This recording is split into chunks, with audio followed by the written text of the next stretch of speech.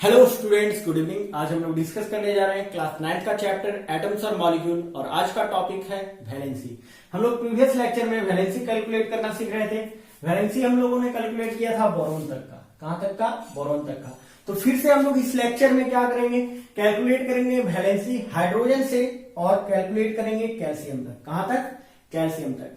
और हर एक एलिमेंट्स के बारे में बेसिक चीज हम लोग याद रखने की कोशिश करेंगे, यानी कि कौन कौन से एलिमेंट्स ऐसे हैं जो नोबल हैं, कौन कौन से एलिमेंट्स ऐसे हैं जो आयनिक आयंस का फॉर्मेशन करेंगे, कौन से एलिमेंट्स ऐसे हैं जो कोऑर्डिनेट कंपाउंड का फॉर्मेशन करेंगे। ठीक है। अब देखिए हाइड्रोजन का वैलेंसी कितना होगा, इसको ध्यान देना है। हाइड्रोजन के पास कितने इलेक्ट्रॉन्स हैं वैलेंस शेल में? 1 इलेक्ट्रॉन्स। कितने इलेक्ट्रॉन्स हैं? 1 इलेक्ट्रॉन्स। अब इसके लिए क्या आसान है, ये 1 इलेक्ट्रॉन्स लूज कर देगा, ठीक है, या तो ये 1 इलेक्ट्रॉन्स क्या करेगा दोस्तों? गेन करेगा। यदि ये 1 इलेक्ट्रॉन्स लूज कर दिया तो इसका वैलेंसी होगा +1। कितना होगा? +1। और यदि इसने 1 इलेक्ट्रॉन्स को गेन किया तो इसका वैलेंसी होगा -1। कितना होगा दोस्तों? -1। हीलियम का वैलेंसी क्या होगा? 0। क्यों होगा इसका वैलेंसी 0? क्योंकि हीलियम के पास वैलेंस शेल जो है कंप्लीटली फिल्ड है। कितने हैं? Completely filled. इसके पास 2 इलेक्ट्रॉन्स हैं। नेक्स्ट देखिए लिथियम के पास एल शेल में कितने इलेक्ट्रॉन्स? 1 इलेक्ट्रॉन्स। कितने इलेक्ट्रॉन्स? 1 इलेक्ट्रॉन। अब इसके लिए आसान क्या है, 1 इलेक्ट्रॉन लूज करके हीलियम के लिए क्या होगा? हीलियम के स्टेबल स्टेट में आ जाए 1 इलेक्ट्रॉन्स लूज करके, या तो ये 7 इलेक्ट्रॉन्स लेके क्या करे? 7 इलेक्ट्रॉन्स लेके ये क्या करे? नियोन के इलेक्ट्रॉनिक कन्फिग्रेशन पे आ जाए। तो इसके लिए आसान ये है कि ये हीलियम का इलेक्ट्रॉनिक कन्फिग्रेशन में चला जाए। तो ये क्या करेगा दोस्तों? 1 इलेक्ट्रॉन को लूज करेगा, और लूज करने वाला हमेशा क्या होता है? Positively charge. तो इसका वैलेंसी हो जाएगा +1। नेक्स्ट देखिए बेरिलियम के पास वैलेंस शेल में कितने इलेक्ट्रॉन्स हैं? 2 इलेक्ट्रॉन्स। अब इसके लिए आसान है कि ये 2 इलेक्ट्रॉन्स लूज करके हीलियम के स्टेबल स्टेट में आ जाए। तो 2 इलेक्ट्रॉन्स लूज करके ये +2 वैलेंसी ले आएगा। ठीक है। उसी तरह बोरॉन के पास 3 इलेक्ट्रॉन्स। इसके लिए आसान है कि ये 3 इलेक्ट्रॉन्स लूज कर दे। 3 इलेक्ट्रॉन्स लूज कर दे तो लूज करने वाला +3 पॉजिटिवली चार्ज होता है, तो इसका वैलेंसी हो जाएगा +3। उसी तरह अब देखिए कार्बन का जो वैलेंसी होगा 4 होगा। कितना होगा? 4 होगा। ठीक है। लेकिन कार्बन का एक स्पेशल प्रॉपर्टी है। कार्बन का स्पेशल प्रॉपर्टी क्या है दोस्तों? कैटिनेशन। क्या है? कैटिनेशन। तो कैटिनेशन क्या है? सेल्फ लिंकिंग प्रॉपर्टी है, यानी कि कार्बन के जो एटम्स होंगे ये क्या करेंगे? किसी दूसरे कार्बन के एटम्स के साथ कंबाइन करके कंपाउंड्स बना लेंगे। ठीक है। या तो ये क्या कर सकते हैं? किसी दूसरे एटम्स के साथ कंबाइन करके लार्ज नंबर ऑफ कंपाउंड्स बना लेंगे। तो कार्बन का जो प्रॉपर्टी है कैटिनेशन, तो कैटिनेशन के कारण carbon large number of compounds बनाता है, और ये जो लार्ज नंबर ऑफ कंपाउंड्स बनाता है तो इसको बोलते हैं कंपाउंड्स ऑफ कार्बन। तो ये जो कंपाउंड्स ऑफ कार्बन है इसको हम लोग क्या कहते हैं दोस्तों? हाइड्रोकार्बन। और ये हाइड्रोकार्बन जो है हम लोग को क्लास 10th में पढ़ना है। किसमें पढ़ना है? क्लास 10th में पढ़ना है। अब देखिए कार्बन का जो स्पेशल प्रॉपर्टी है, ये जो कार्बन है ऐसा क्यों कर पाता है? कार्बन ऐसा इसलिए कर पाता है कि कार्बन के पास कितने प्रोटॉन हुए? 6। कितने प्रोटॉन हुए? 6। अब देखिए इलेक्ट्रॉन्स कितने हुए कार्बन के पास? 6 इलेक्ट्रॉन्स हो गए। तो 6 इलेक्ट्रॉन्स में 2 इलेक्ट्रॉन्स मिल गए के शेल को। अब 4 इलेक्ट्रॉन्स किसको मिलेंगे? एल शेल को मिलेंगे। किसको मिलेंगे? एल शेल को। अब देखिए कार्बन यदि ये 4 इलेक्ट्रॉन लूज कर दे, इफ यदि कार्बन 4 इलेक्ट्रॉन लूज कर दे, if it loses 4 electrons, 4 electrons lose कर देता है, then it forms C4 plus cation, and it is very difficult for nucleus with 6 electrons to hold on just 2 electrons. यहां पे क्या बोलता है? यदि कार्बन 4 इलेक्ट्रॉन लूज कर देता है तो ये क्या बन जाएगा? C4 plus cation. ठीक है। अब न्यूक्लियस के पास 6 इलेक्ट्रॉन्स बचे, कितने, 6 प्रोटॉन्स बचे। न्यूक्लियस के पास कितने प्रोटॉन्स बचे, 6 प्रोटॉन्स, ठीक है। अब इसके पास जो इलेक्ट्रॉन्स बचे, 2 ही इलेक्ट्रॉन्स बचे। अब क्योंकि इसके पास 2 इलेक्ट्रॉन्स बचा और प्रोटॉन इसके पास 6 है, तो इसका स्टेबिलिटी जो है वो क्या होगा, स्टेबिलिटी गड़बड़ा जाएगा, ठीक है। अब ये स्टेबिलिटी यदि गड़बड़ा जाएगा तो न्यूक्लियस जो है इस इलेक्ट्रॉन्स को क्या होल्ड कर पाएगा, अच्छे से नहीं कर पाएगा। यानी कि इसके पास क्या हुए, 4 प्रोटॉन एक्सेस में हो गए, 4 प्रोटॉन एक्सेस में हो गए। यानी कि ये डिफिकल्ट है कार्बन के लिए कि ये 2 इलेक्ट्रॉन्स हो इसके पास और 6 प्रोटॉन्स है। उसी तरह यदि कार्बन क्या करे, यदि कार्बन 4 इलेक्ट्रॉन्स किसी से ले ले तो इसके पास कितने इलेक्ट्रॉन्स हो जाएंगे, 8 इलेक्ट्रॉन्स। कितने हो जाएंगे, 8 इलेक्ट्रॉन। अब प्रोटॉन के पास, प्रोटॉन न्यूक्लियस में कितने हैं, प्रोटॉन है 6। And again it is difficult for nucleus to just to hold on 10 electrons. Again it is difficult for nucleus to hold on 10 electrons, ठीक है। तो यहां पे if it gains 4 electrons, then it forms C4 minus anion, and it is difficult for nucleus with 6 proton to hold on 10 electrons, ठीक है। तो ये क्या करेगा दोस्तों, इस 2 टेंडेंसी को ओवरकम करने के लिए, करने के लिए क्या करेगा, अपने इलेक्ट्रॉन्स को share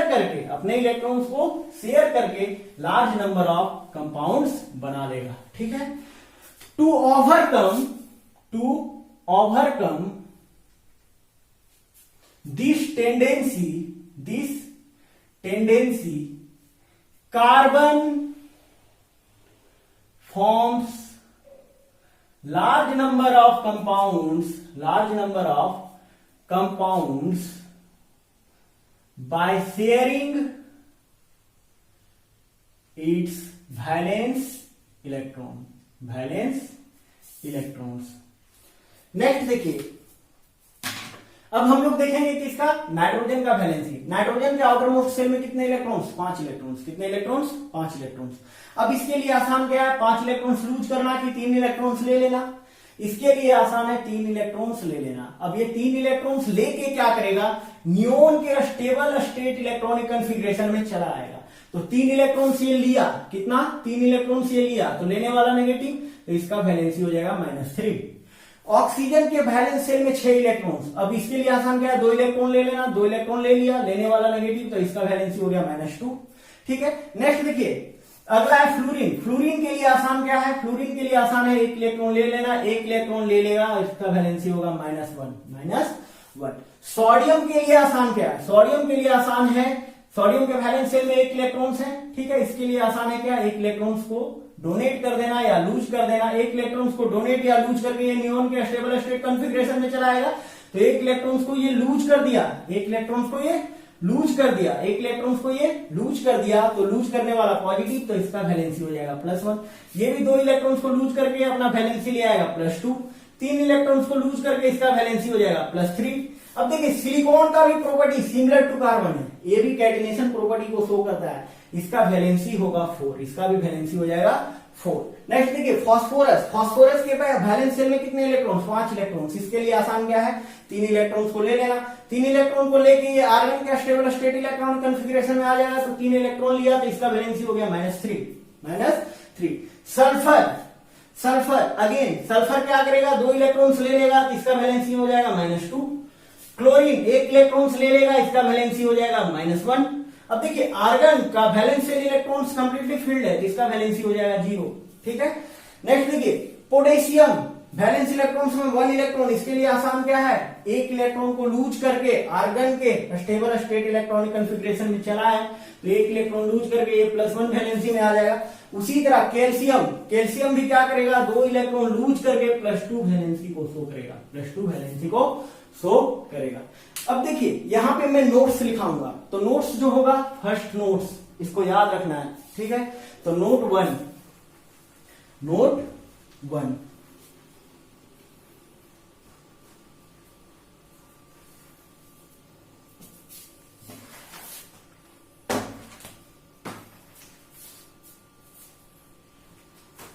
note one, helium, neon and argon are noble elements, are noble elements, are noble elements. ठीक है, हीलियम और नियॉन और आर्गन जो होंगे नोबल एलिमेंट्स होंगे। ठीक है, they have completely filled valence electrons, valence electrons. Next देखिए note to, carbon and silicon have a special property that is catenation, so they form large number of compounds by sharing its valence electrons. Point number three, phosphorus. Point number three, phosphorus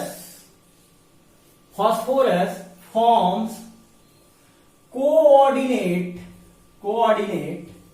compound. Phosphorus forms coordinate compound. Phosphorus जो है दोस्तों वो क्या करेगा, coordinate compound बनाएगा।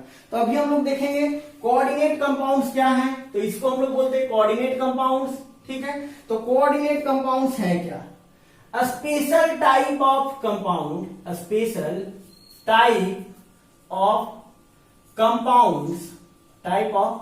Compounds in which bond is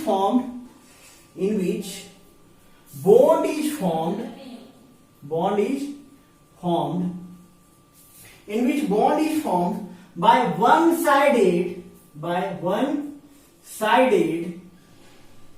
one-sided sharing of electrons, one-sided sharing of electrons. This bond is also known as dative bond। अब देखिए phosphorus जो है कोऑर्डिनेट कंपाउंड बनाता है, अब देखिए कोऑर्डिनेट कंपाउंड का मतलब क्या हुआ, देखिए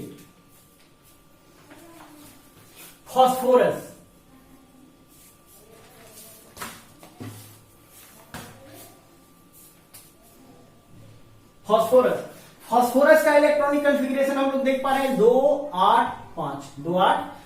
तो यहां पे हम लोग क्या करेंगे, फास्फोरस लिखेंगे। फास्फोरस के इलेक्ट्रॉन्स को हम लोग क्रॉस से शो कर रहे हैं, किससे हम लोग शो कर रहे हैं, क्रॉस से। अब देखिए फास्फोरस जो है इसका एक कंपाउंड है H3PO4। अब देखिए ऑक्सीजन कितने हैं इसमें, 4 है, कितने हैं 4। अब 4 ऑक्सीजन, अब हम लोग ऑक्सीजन का भी हम लोग क्या करेंगे, इलेक्ट्रॉनिक कॉन्फ़िगरेशन लिखेंगे तो 2 और 6 हो जाएगा। अब 6 वैलेंस इलेक्ट्रॉन्स है, तो ऑक्सीजन का 6 वैलेंस इलेक्ट्रॉन्स को हम लोग चाहे तो 2 तरीके से हम लोग डिनोट कर सकते हैं।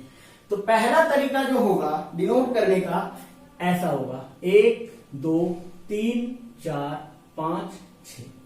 ठीक है, ये एक तरीका हुआ। दूसरा ऑक्सीजन का दूसरा जो है हम लोग डिनोट करेंगे इसके इलेक्ट्रॉन्स को कुछ इस तरह। ठीक है, 1 2 इधर, 2 लोन पेयर इधर, 1 इलेक्ट्रॉन्स इधर, 1 इलेक्ट्रॉन्स इधर। उसी तरह एक ऑक्सीजन और है, इस ऑक्सीजन को भी हम लोग ऐसे ही डिनोट कर देंगे। ठीक है, उसी तरह एक और ऑक्सीजन है तो एक और ऑक्सीजन को हम लोग इधर डिनोट कर देंगे इस तरह। अब देखिए यदि हम लोग देखें तो ये जो ऑक्सीजन नंबर 1 है ये ऑक्टेट के कंडीशन में है कि नहीं है, ये ऑक्टेट के कंडीशन में है। अब देखिए ये जो ऑक्सीजन है ऑक्टेट के कंडीशन में है क्या, नहीं है। अब ये ऑक्टेट के कंडीशन में नहीं है तो एक हाइड्रोजन का इलेक्ट्रॉन इसके पास चला आएगा और ये क्या करेगा दोस्तों, हाइड्रोजन के साथ, ये क्या करेगा दोस्तों, हाइड्रोजन के साथ बॉन्डिंग कर लेगा। अब देखिए 2 4 2 6 1 7 1 8, ये क्या हुआ दोस्तों, ये यहां से लेके यहां तक 8 इलेक्ट्रॉन्स का निर्माण कर लिया। उसी तरह एक हाइड्रोजन का एटम यहां आ जाएगा, तो एक हाइड्रोजन का एटम यहां आ गया, तो ये भी क्या करेगा दोस्तों, ये 8 का निर्माण कर लेगा, 8 का निर्माण कर लेगा। उसी तरह यहां पे एक हाइड्रोजन का एटम आ जाएगा, तो ये क्या करेगा, 8 इलेक्ट्रॉन्स का निर्माण कर लेगा।